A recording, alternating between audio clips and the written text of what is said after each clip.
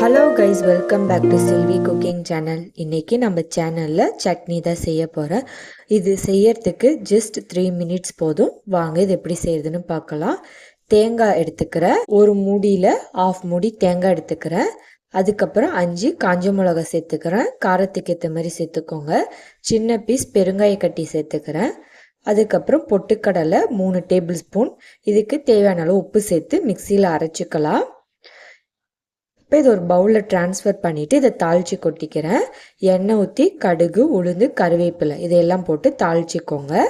தாளித்து அதில் கொட்டிட்டு மூடிடுங்க. மூடிட்டு சர்வ் பண்ணுறப்போ ஓப்பன் பண்ணி மிக்ஸ் பண்ணி விடுங்க. இப்படி செய்கிறப்ப சட்னியோட டேஸ்ட்டு நல்லாயிருக்கும்.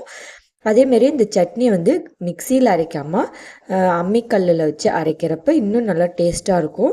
ட்ரை பண்ணி பாருங்கள். டைமும் கம்மி, டேஸ்ட்டும் அந்த மாதிரி நல்லாயிருக்கும். இந்த வீடியோ பிடிச்சிருந்தால் லைக் பண்ணுங்கள், ஷேர் பண்ணுங்கள், சப்ஸ்கிரைப் பண்ணுங்கள். நோட்டிஃபிகேஷன் வரணுன்னா பெல் ஐக்கானை கிளிக் பண்ணுங்கள்.